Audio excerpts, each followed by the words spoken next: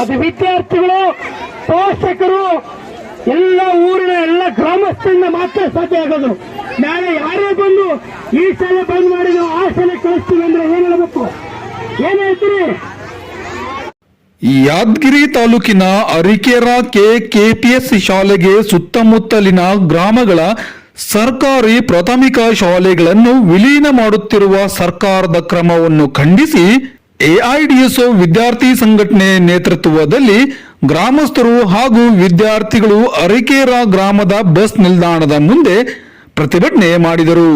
ವಿಲೀನಗೊಳ್ಳುತ್ತಿರುವ ಶಾಲೆಗಳ ವಿದ್ಯಾರ್ಥಿಗಳು ಹಾಗೂ ಗ್ರಾಮಸ್ಥರು ಯಾವುದೇ ಕಾರಣಕ್ಕೂ ನಮ್ಮೂರ ಶಾಲೆ ಮುಚ್ಚಲು ಬಿಡುವುದಿಲ್ಲ, ನಮ್ಮೂರಲ್ಲಿ ಈ ಕೆಪಿಎಸ್ ಮ್ಯಾಗ್ನೆಟ್ ಶಾಲೆ ನಮಗೆ ಬೇಡ ಎಂದು ಘೋಷಣೆಗಳನ್ನು ಕೂಗಿ ಸರ್ಕಾರದ ವಿರುದ್ಧ ತಮ್ಮ ಆಕ್ರೋಶವನ್ನು ವ್ಯಕ್ತಪಡಿಸಿದರು.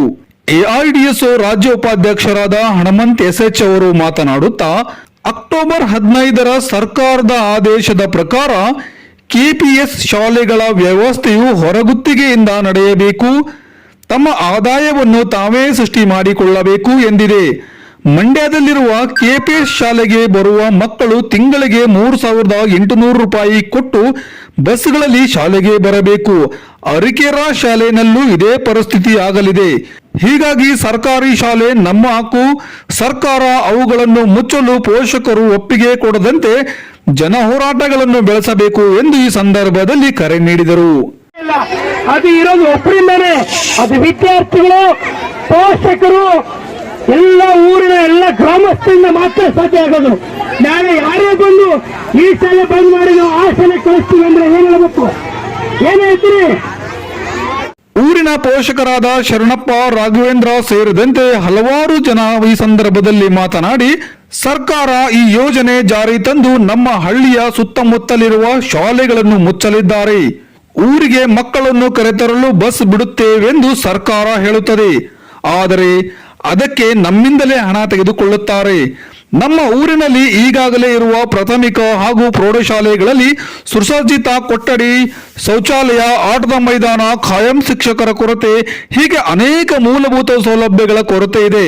ಸರ್ಕಾರಕ್ಕೆ ನಿಜವಾಗಿಯೂ ಸರ್ಕಾರಿ ಶಾಲೆಗಳ ಬಗ್ಗೆ ಕಾಳಜಿ ಇದ್ದಲ್ಲಿ ಈಗಾಗಲೇ ಇರುವ ಶಾಲೆಗಳನ್ನು ಅಭಿವೃದ್ಧಿಪಡಿಸಲಿ. ಪ್ರೈವೇಟ್ ಆಸ್ಪತ್ರೆ ಸಾಲಿಗೆ ನಮಗೆ ಅನುಭವ ಅದ, ಈ ದಳದವರಿಗೆ ಸಾಲಿಗೆ ಅನುಭವ ಇಲ್ಲ. ಯಾಕಂತಂದ್ರೆ ಒಬ್ಬ ತಂಗಿನ ನಾನು ಓಸಕ ಆಗಲಾರ್ದಾಗಿ ನರ್ಮದಂದಾಗಿ ನಿಂತಿತ್ತು ನಮ್ಮ ಶಾಲೆ. ಯಾಕಂದ್ರೆ ದುಡ್ಡಿಗೋಸ್ಕರ 8 ದಿನ ದುಡ್ಡು ಕಟ್ಟಿಲ್ಲ ನಾನು. 8 ದಿನದಿಂದ ಹೊರಗಾಕಿದೆ ನಮ್ಮ ತಂಗಿನ ಶಾಲೆ ಹೊರಗಡೆ. ನೀವು ಕೇಳ್ಸಿರಿ ಸಂಸಂಗರು 8 ದಿವಸ ಬರೀ ಖಾಲಿ 2 ದಿವಸ ನನಗೆ. ಯಾಕಂತಂದ್ರೆ ಅವತ್ತು ದಿನದಲ್ಲಿ ನನಗೆ 8 ದಿವಸದಿಂದ ಬಹಳ ಆರಾಮಿರಲಿಲ್ಲ ನನಗೆ. ಹಂಗಾಗಿ ಬರೀ 2,000 ರೂಪಾಯಿ ಸಲಗ ನನ್ನ ತೋರಿಸಲಿಕ್ಕಾಗಲಾರ ಹೋಗಿ ಹಂಗೆ ಬಿಟ್ಟು ಹೇಳಿದ್ದೆ ನಾನು. ಆದರೆ ನಮ್ಮಮ್ಮ ಅಲ್ಲಿ ಸಾಲ ಸೋಲ ಮಾಡಿ 2,000 ರೂಪಾಯಿ ತೋರಿಸಿದ್ರು. ಆದರೆ ಯಾಕೆ ಹೇಳ್ತೀನಿ ಅಂದ್ರೆ ಈ ಮಾತು ನಾಳೆಗೆ ನಮ್ಮದು ಅನುಭವ ಯಾರಿಗೆ ಬರಬಾರದು ಈಗ ಪ್ರೈವೇಟ್ದವ್ರಿಗೆ. ಅದಕ್ಕೆ ನೆನಪಿನವರು ಏನಂದ್ರೆ ಅರಿಕೆರೆಯಲ್ಲಿ ನಾವು ಉಯ್ಯೋ ನಾವು ಮಕ್ಕಳು ಓದ್ಸಕತ್ತೀವಿ. ನಾವು ಮುಂದೆ ಏನಾದ್ರು ತೊಂದರೆ ಬಂತಂದ್ರೆ ನಾವು ನಿಮ್ಮವ್ರು ಆಗಲ್ಲ. ನಾವು ಎಲ್ಲಿ ಬಡವರು ಮಕ್ಕಳು ಬಿಡೋಣ ಹೇಳ್ತೀವಲ್ಲ. ನಾವು ಅಲ್ಲಿ ಹೋಗ್ರಿ ಇಲ್ಲಿ ಹೋಗ್ರಿ ನಾವು ದುಡ್ಡು ಕಳಿಸ್ತೀವಿ ಅದು ಕಳಿಸ್ತೀವಿ, ನಾವು ದುಡ್ಡು ಕೊಟ್ಟು ಓದಿಸ್ರಂದ್ರೆ ನಾವು ಓದ್ಸೋದಾಗಲ್ಲ. ನಾವಿದ್ರೆ ಹೋರಾಟ ಮಾಡೋದು ಗಟ್ಟಿ. ಇದು ಮುಂದೆ ಏನಾದ್ರು ತೊಂದರೆ ಆಯ್ತು, ಏನಾದ್ರು ಶಾಲೆ ನಿಂದಿರಿಸಿದ್ರು ಅಂದ್ರೆ ನಾವು ನಿಮ್ಮಂತ ನಾವು ಆಗಲ್ಲ.